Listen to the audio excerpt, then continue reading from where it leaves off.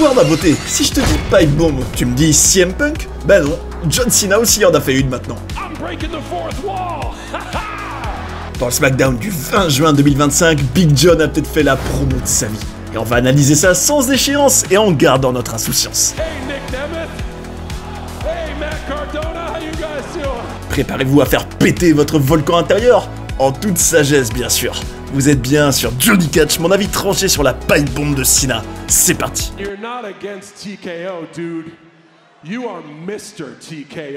Oh là là là là là, nom d'un barzi enragé, j'ai envie de vous dire. Est-ce qu'on vient pas d'avoir une des meilleures promos de ces dernières années, le 20 juin 2025 à SmackDown, sérieux? Je vais vous dire pourquoi, en tout cas, je considère que cette promo de John Cena, la pipe bomb de Big John, qui l'eût cru, était extraordinaire. Et j'en suis le plus heureux. Franchement, je me dis, là, depuis quelques temps, là, John Cena, entre la promo qu'il avait eue avec CM Punk, la première interaction pour officialiser le match à Night of Champions, et là, la pipe bomb, waouh! Là, ça y est, on commence à prendre un envol pour John Cena. Son run en tant que heel commence à être vraiment de mieux en mieux. J'en suis le plus heureux. Ça sonne beaucoup plus authentique, beaucoup plus travaillé aussi. Bien plus cohérent, bien plus logique. Un John Cena qui semble bien plus à l'aise aussi. On va en parler. Tout ça est méga passionnant. Rejoignez-moi les amis. Donc déjà, rappelons que dans le SmackDown du 20 juin, il y avait un match contre le dénommé Ron Killings, hein, Mr. R-Truth, pour ceux qui n'ont pas suivi tout ce ramdam, tout ce grand pataquès mi-figue, mi-raisin, j'ai envie de vous dire, de la part de TKO. Oh non, non, non, on l'a pas vraiment viré, non, mais non, c'était une blague, bah oui.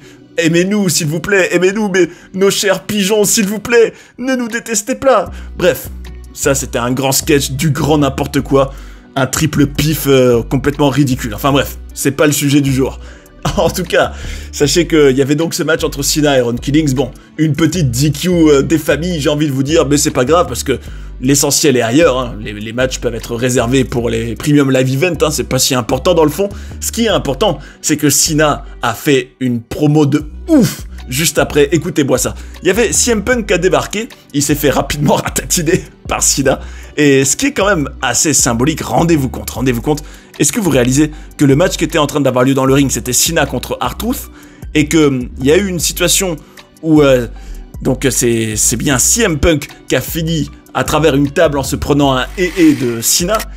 Ça vous rappelle pas quelque chose? Tiens, la pipe bomb de 2011, c'était aussi après un Cena contre R-Truth, et c'était aussi une situation où celui qui était en quelque sorte la cible de la pipe bomb, la victime, j'ai envie de vous dire, en l'occurrence Cena en 2011, était fracassé avec une table sous lui, en train de subir la diatribe colérique de CM Punk. Les rôles sont inversés, qu'est-ce que c'était incroyable ça déjà. Je me disais, oh tiens, on est en train de recréer la pipe bomb, on est en train de réactualiser le passé dans le présent, c'est magnifique. Et là, alors là, c'est aller encore plus loin que ce que j'imaginais à ce moment-là. On avait un John Cena qui s'est carrément assis dans le coin du ring sur les cordes. Bon, il n'est pas allé sur le stage, contrairement à Punk à l'époque. Mais bon, justement, il a apporté sa propre touche d'identité, et c'est tant mieux. Bravo, John, bravo, je t'applaudis. En tout cas, sachez que il citait presque textuellement la pipe bomb de Punk. Il disait, oui, j'espère que t'es allongé là aussi inconfortablement que possible. Et il tapait aussi dans le micro en disant « Ah tiens, quelqu'un a peur de ce que je vais dire !» Et je me disais « Waouh, là c'est génial, là c'est un Cena qui se lâche complètement, on dirait en tout cas. » C'était génial. Et c'est vrai que, finalement, il y a quand même un point commun déjà majeur entre Punk 2011, époque pipe bomb, et Cena 2025. C'est que Cena a clairement menacé de partir en tant que champion et de quitter la WWE avec la ceinture principale à la fin de sa période en 2025 en prenant sa retraite. N'est-ce pas un peu comme CM Punk qui menaçait de quitter la WWE en étant champion là où son contrat s'était terminé à l'été 2011, juste après Money in the Bank? N'est-ce pas une situation similaire dans le fond? À ce moment-là d'ailleurs, vous verrez que sous quelques minutes, je vous dirai un avis tranché que j'ai sur un scénario qui serait vraiment logique et cohérent et méga intéressant pour les mois à venir avec Cena, qui a encore plus de sens après cette pipe bomb, vous allez vite comprendre pourquoi. En tout cas, il disait qu'il avait des choses à exprimer. Encore une fois, il nous faisait du Punk 2011, mais à la sauce Cena. Et ça sonnait très bien, hein. Ça sonnait pas du tout comme un type qui récitait un texte qu'il a appris par cœur. Non. Il était vraiment en roue libre et j'ai adoré voir ça. Vraiment, ça fait du bien à voir. Il disait, non, moi, tu sais, Punk, je t'aime bien dans le fond. Je déteste juste l'idée que t'es le best in the world. c'est moi le plus grand de tous les temps. Alors là, évidemment, référence à la pipe bomb, hein, où c'était les discours inversés, mais il a évidemment, je vous rassure, sorti quelques punchlines made in C-Nation, j'ai envie de vous dire. Alors, entre autres, tu changes de valeur comme je change de t-shirt, ce qui était extraordinaire comme punchline. Un Cena qui, à knowledge, qui fait que changer de t-shirt, hein, et encore récemment, hein, c'est finalement pour chaque show un t-shirt différent, hein, en fin de compte. Il appelait CM Punk, alors ça m'a choqué. Là, c'est là que j'ai compris que c'était vraiment Cena qui là, pouvait dire tout ce qu'il voulait. Pas sûr que la fédération soit fan de ça, mais il a quand même dit « Oui, non, toi, Punk, t'es Mister TKO, vous savez, la maison mère au-dessus de la WWE, t'es pas du tout un punk, t'es un capitaliste. » Alors là, j'étais choqué, je me disais « Mais en soi, c'est vrai que c'est pertinent, hein. » Bon, après, évidemment, tout ça, c'est dans l'analyse des personnages, mais CM Punk qui dit « Oui, j'écoute le peuple, je suis la voix du peuple, je suis le rebelle. » Ouais, mais bon. Un rebelle millionnaire, comme le dit Cena d'ailleurs, et un rebelle quand même sacrément opportuniste qui mange un peu à tous les râteliers, hein, j'ai envie de dire. Et pourtant, j'adore CM Punk, hein, mais c'est là que tu te rends compte que le travail de Cena est intéressant, c'est que là, il vient de marquer un point, il a quand même relevé une vérité. Et surtout, il a fait quelque chose qui m'a vraiment régalé juste derrière, tenez-vous bien. Il a dit à Stu, le caméraman, vous savez, il l'a toujours interpellé pendant toutes ces années. C'était un peu son grand pote pendant ses entrées, le Stu, hein. Il m'a dit « Viens Stu, viens, filme ça !» Et là, ce qui m'a tué vraiment de rire, c'est qu'il s'est mis à agiter la main comme un gros mongol, là, en disant « Je brise le 4e mur, je brise le 4e mur !» Et là, c'était évident qu'il parodiait de ouf, bien sûr, c'est ce que Punk avait fait à l'époque. Mais justement, sa manière de bouger la main comme un débile, je me disais, mais là, on dirait vraiment qu'il le parodie en le faisant passer pour un gros... voilà, vous avez compris, un couillon, le Punk, et ça, je trouve ça exceptionnel. Et il s'est pas contenté de ça. Il a, tout comme Punk à l'époque avait cité Colt Cabana, Brock Lesnar, Paul Heyman, il a carrément fait des références, il a dit « Oui, coucou Claudio Castagnoli, coucou Nick Nemeth, coucou Matt Cardona ». Alors sachez que tous ces gens qu'il a cités, c'est des anciens de la WWE qui, au moment de la pipe bomb, catchent dans d'autres fédérations, donc très polémique de citer ces noms. En sachant qu'en 2011, quand Punk l'avait fait, c'était une règle de la WWE qu'il avait bafouée. En gros, on ne reconnaît jamais l'existence de la concurrence. Là, en l'occurrence, c'était Cesaro, Zack Ryder et Dolph Ziggler. Et ça, vraiment, c'était brillant. Hey, Nick Nemeth. Hey, Matt Cardona, how you guys doing? Après, on avait un Cena qui disait à Punk qu'il était meilleur que lui à une seule chose. Alors, non pas faire bibi aux fesses de Vince McMahon, contrairement à ce que Punk avait dit sur Cena en 2011, mais t'es le plus gros bullshitter, en gros le type qui raconte le plus de bêtises, de mythos, hein, de tous les temps. Et là, ce qui était génial, c'est que Cena à ce moment-là, là, dans un élan vraiment de spontanéité, a dit « Oh, Cena a dit un gros mot, Cena était politiquement incorrect, les enfants, c'est la folie et tout !» Et ça, je me dis que Cena acknowledge ouvertement qu'il est en train d'être non PJ, qu'il est en train d'être tout sauf ce qu'il a été pendant des années auparavant, le gars gendre idéal, hyper corporate, hyper fade, là, loin de tout ça, je me dis, mais c'est fabuleux, voir Cena se lâcher, mais c'est génial, c'est génial. Et il a dit, t'as été le meilleur du monde, mais tu l'as été pendant 7 minutes, il y a 14 ans. Là, quel tacle à la gorge, j'ai envie de vous dire, viril et incorrect, là, hein. Et il dit, oui, t'as une grande gueule. Et surtout, moi, ce qui me choquait pendant cette promo, vous me direz dans les commentaires ce que vous en avez pensé, mais c'est ouf comme il avait le contrôle sur la foule. Et ça, c'est la marque des grands. C'est certainement pas la nouvelle génération des petits bébés à Hunter qui ont zéro compétence en promo qui sont capables de faire pareil, hein. Je dis ça, je dis rien. Coucou, Lyra Valkyria. Bref, en tout cas, je trouve ça impressionnant comme Cena, mais avait vraiment dans la paume de sa main, les réactions des gens, il pouvait les faire huer, chanter Punk, chanter pour ceci, dire cela, blablabla, comme il voulait, en l'espace de quelques secondes. Et ça, c'est un pro, ça, c'est un vétéran, ça, c'est un champion. Il disait aussi, oui, Punk, qu'est-ce que t'as fait depuis la pipe bomb? T'as fait toujours les mêmes... alors, non pas les 5 moves of doom, vous savez, la fameuse critique envers le catch de Cena, mais les same 5 microphone moves of doom. Quelle référence, encore une fois. En gros, tu t'es répété, t'as sorti la même salade de patates dégueulasse depuis toutes ces années. T'es plus du tout la voix des sans-voix, t'es un millionnaire. Tes tweets sont forts, tes actes sont faibles. Et j'ai envie de vous dire, tweet à gogo, acte 0, hein, CM Punk selon John Cena, bien sûr. Et ça, je me dis, waouh, c'est dingue. Et n'empêche, preuve que Cena a vraiment marqué des points, c'est qu'il a fini la promo en étant acclamé, alors qu'il est le heel, hein, dans la situation. Et que Punk est quand même méga populaire. Et ça, c'est un incroyable exploit, les gars. Ça, c'est un exploit. Il disait aussi, Oui, même vous les éclopés, vous arrivez à voir la vérité, the champ is here. Et il disait, à ce moment-là, il abordait carrément la chaîne USA. Et ça, waouh, quelle liberté et quel courage, enfin, en tout cas, quelle vérité, quelle authenticité de faire ça, genre d'aborder comme ça en direct à la télé la chaîne en disant, ouais, USA, gardez-les vos 2 minutes et demie en plus, je m'en bats les roubibi, Elvis a quitté et là, bon, Mother Virgin, pour pas dire le vrai mot, bâtiment. Et là, j'ai dit, waouh, qu'est-ce qu'il a marqué des points, qu'est-ce qu'il a été bon. Et en plus, il a repris le micro derrière en disant, Punk, merci de m'avoir laissé recopier ta promo pour te ridiculiser encore plus. Alors là, bah franchement, j'ai envie de vous dire, est-ce qu'en 2025, c'est la promo de l'année jusqu'à présent? Bah franchement, là en tête, j'en aurais pas qui me viendrait du même niveau, hein, du même niveau. Alors, il y a eu des segments vraiment mémorable. Évidemment, le heel turn de Cena à Chamber était incroyable. Ça, c'est vrai, c'est indéniable. Mais en tout cas, pour moi, il est dans le top 3, ça c'est certain, des moments de l'année. Hein, la pipe bomb de Cena. Et c'est vrai que quand on regarde une pipe bomb, hein, tout comme l'originel de CM Punk, on se pose la question, qu'est-ce qui est prévu? Qu'est-ce qui était pleinement écrit? Est-ce que Cena est sorti du script? Est-ce qu'il a fait des choses dont les officiels, dont Triple H, dont la réalisation n'était pas du tout au courant? Comment ça se passe dans ce genre de situation à la WWE? Où est la frontière entre réalité et fiction? Et surtout, comment une telle scène peut avoir lieu? Ce genre de secret-là, personnellement, je sais pas vous, mais il me fascine. Et ça fait partie des thématiques qu'on va aborder dans une vidéo, mais croustillante et passionnante qui vous attend, mes amis, le 10 juillet. Et oui, pour lancer l'été. Vous serez peut-être à la plage, vous serez peut-être en train de vous faire dorer la biscotte, et grand bien vous fasse. Mais prenez un petit moment pour regarder cette vidéo, pour apprendre plein de secrets sur la WWE, vous vous régalerez sous le soleil de Saint-Tropez, j'ai envie de vous dire. Mais bon, croyez-moi, on passera un beau moment. Soyez là, mes amis, s'il vous plaît. Vous allez vous régaler. Et puis j'en profite évidemment pour vous dire un grand merci pour vos commentaires, vos retours, vos likes. Tout ça fait vivre la chaîne. Et ça fait kiffer, c'est génial. Donc merci à vous, n'hésitez pas à continuer. Et sinon, en tout cas, pour revenir à notre John Cena national, quel step-up en tant que heel, n'empêche, cette promo-là.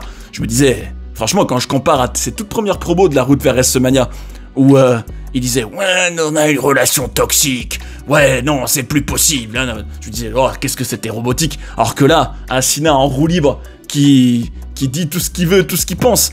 Je me dis, mais c'est génial. Et d'ailleurs, un truc qu'on a appris sur les coulisses de tout ça, et ça m'étonne pas du tout, c'est qu'a priori, hein, selon les rumeurs, ce serait John Cena qui écrirait ses propres promos. En gros, tout ce qui concerne Cena, tout ce qui est créatif pour Cena, c'est lui qui gère. En gros, il est une telle star, bah, un peu comme The Rock, un peu comme Roman Reigns. Quand t'as un tel statut, il y a personne qui vient avec une petite feuille en te disant « Ouais, monsieur Cena, voilà votre texte !» Non, toi tu dégages, pose ça tout de suite, gamin. Non, ça, il n'y a pas de ce pain-là avec Cena, et tant mieux, ça se sent. Parce que, excusez-moi de vous déranger, hein, mais tu compares le reste de ce SmackDown, mais d'une médiocrité, et encore, je suis vraiment gentil là, mais abyssal, de vide absolu. C'est simple, c'est plus SmackDown, c'est vide down, il y a rien, ça tourne en rond, il n'y a aucune continuité, il n'y a pas de storyline intéressante, c'est toujours la même soupe qu'on nous sert, de ville en ville, avec une ode à la pop permanente. Allez les pigeons, chantez pour telle entrée, allez les pigeons, chantez This is awesome, allez. Et au final, un seul segment à sauver dans toute cette bouse intergalactique qu'était SmackDown, bah c'est le segment de Cena. Et c'est, n'empêche, malheureux d'en arriver là. Hein. C'est vrai, littéralement, dans le SmackDown du 20 juin, pour moi, il n'y a que ça à sauver. Hein. Et comme par hasard, c'est le seul segment qui n'est pas entre les mains de l'équipe créative de la WWE en 2025, mais bien entre les mains de Cena, et ça m'étonne pas du tout. En tout cas, je trouve que c'est fabuleux d'intégrer autant de références au passé. Ça, je trouve ça génial. Bravo, John. Et puis aussi un élément que j'ai envie de souligner, et c'était exactement la même chose avec le Final Boss en 2024 d'ailleurs, il manque cruellement, j'espère qu'il reviendra, qu'on le reverra bientôt, mais bon justement, quand un Cena step up comme ça et qu'il est génial, et qu'il paraît cool, qu'il paraît vrai, qu'il se lâche, qu'il est en roue libre, qu'il est spontané, qu'il est dans l'authenticité, bah là je me dis, bah ce Cena là, j'en prends volontiers chaque semaine pour tout le reste de 2025, s'il reste champion, pour le coup, ça me dérange pas, et là... Je pense que certains d'entre vous doivent être choqués parce que c'est vrai que j'ai quand même pas mal critiqué le run en tant que heel de Cena. J'ai milité aussi pour que le face turn vienne quand même avant la toute fin. et que surtout je trouvais que c'était un grand échec avec le manque d'explications sur pourquoi il a vendu son âme au Final Boss, le désastre de WrestleMania 41 qui est pour moi le pire main event de l'histoire. Alors c'est vrai que ça peut sonner étonnant que je milite pour que le règne de Cena à l'instant T dure plus longtemps, mais je me dis, si le Final Boss revient pas tout de suite, ou du moins qu'il compte pas s'impliquer à fond là en 2025, si c'est pour avoir à la place un Cody Rhodes fade, bon même si j'adore Cody Rhodes, l'être humain, et qu'il est capable, dans certaines rivalités, d'être intéressant et profond, je me dis là, franchement, à choisir, je préfère largement un Cena heel qui reste champion jusqu'au bout, mais en étant quand même un heel qui paraît plus cool et plus vrai, comme récemment, plutôt que juste après, en gros, le Elimination Chamber. Là, franchement, si c'est ce Cena-là, j'en prends sans problème toute l'année. Hein. Servez-moi encore de ces pattes-là, s'il vous plaît.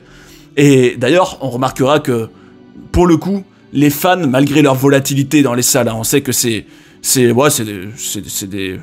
pigeons, tout simplement. J'ai envie de vous dire, les pigeons volatiles ont quand même connecté avec Cena, parce qu'à la fin, il était acclamé. Rendez-vous compte.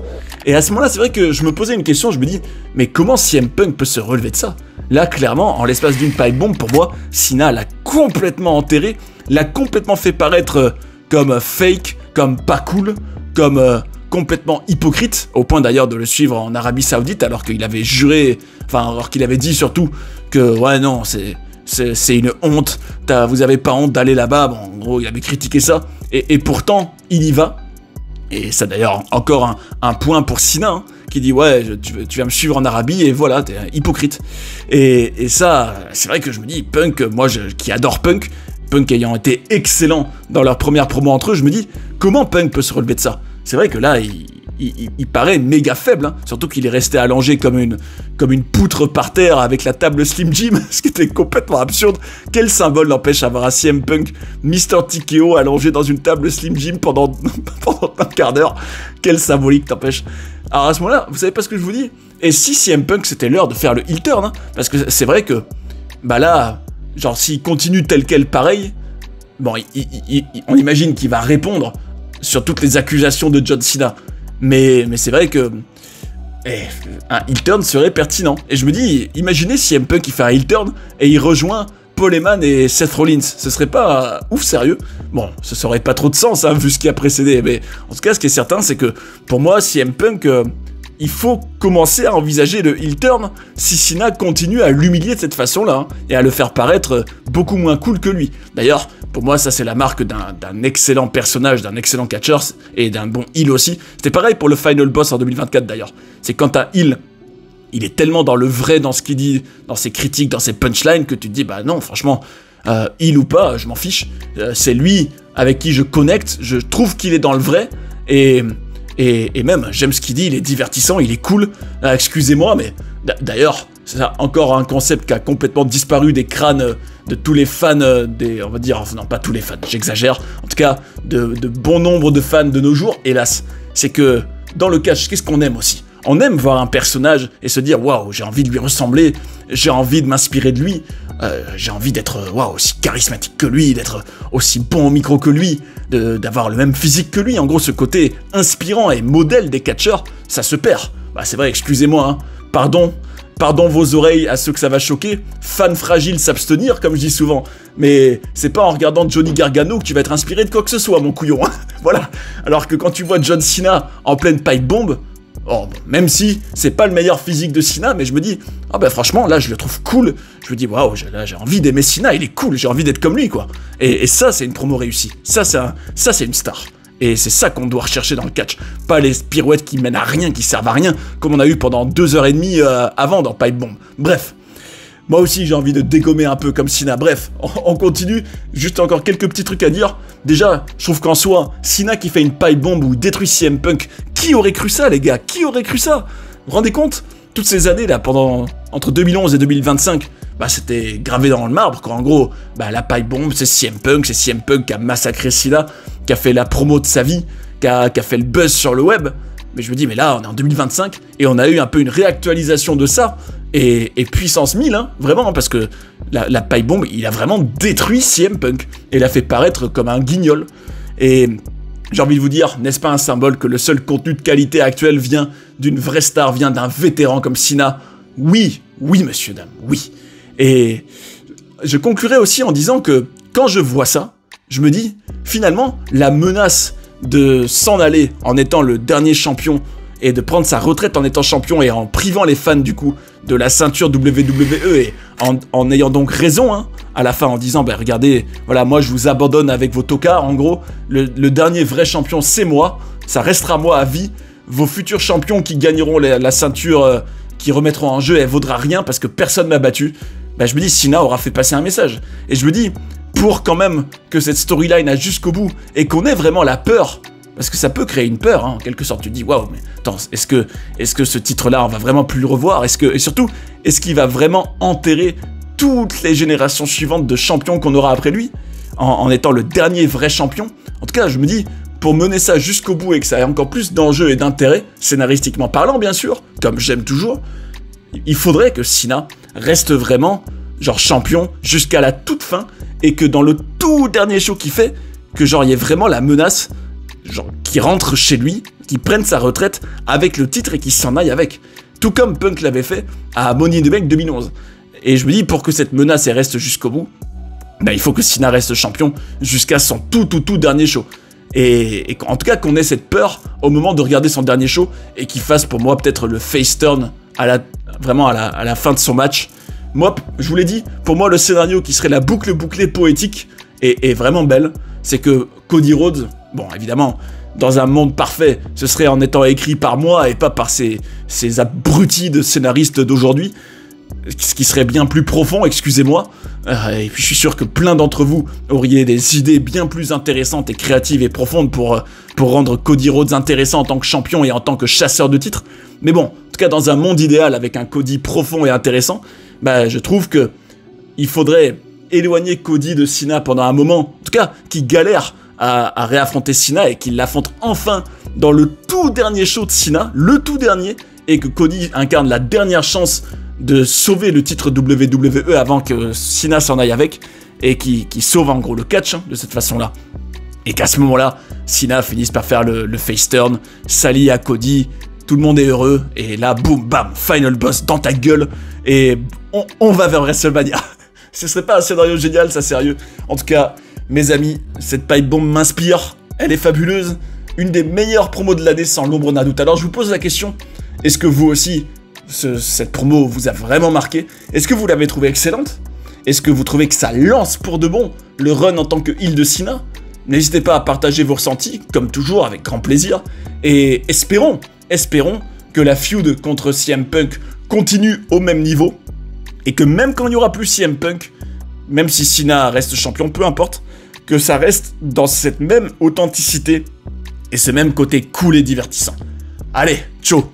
D'ailleurs, si vous avez envie de découvrir des documentaires sur des personnages incroyables ou d'apprendre plein de coulisses et de controverses de la WWE, j'ai tout ce qu'il vous faut ici. J'espère que vous avez passé un bon moment devant cette vidéo et je vous invite à rester sur Johnny Catch pour en voir d'autres. A tout de suite. And that's the bottom line, 'cause Stone Cold said so.